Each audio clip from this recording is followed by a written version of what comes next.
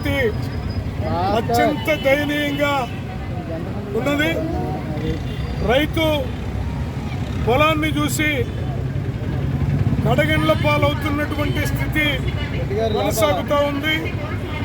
గతంలో రాష్ట్రంలో అనేక జిల్లాల్లో కరువు వచ్చి మొత్తం పంటలు వర్షాలు లేక నాశనం అయిపోతే కరువు మండలాలను ప్రకటించడంలో ఈ ప్రభుత్వం ఘోరంగా విఫలమైంది. అలాగే మిచాంగ్ తుఫాను కారణంగా అరకొరగా ఉన్నటువంటి పంటలతో సహా డెల్టా ప్రాంతంలో ఉన్నటువంటి మొత్తం పంట భూములన్నీ నీటి పాలైపోయి కనీసం 1% కూడా పంట చేతికి రాని దుస్థితిలో ఇవాళ ఆంధ్రప్రదేశ్లో రైతు గోడు వర్ణనాతీతంగా కనపడుతూ ఉన్నది.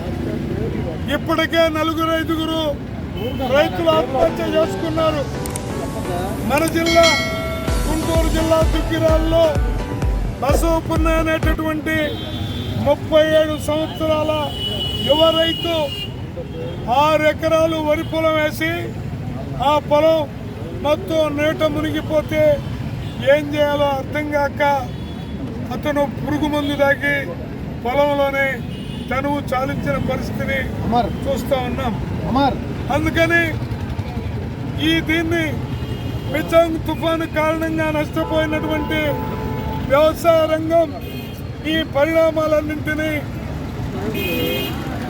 జాతీయ విపత్తుగా ప్రకటించి తక్షణ సహాయం 1000 కోట్లు సహాయం చేయాలని ఇవాళ డిమాండ్ చేస్తూ ఉన్నాం.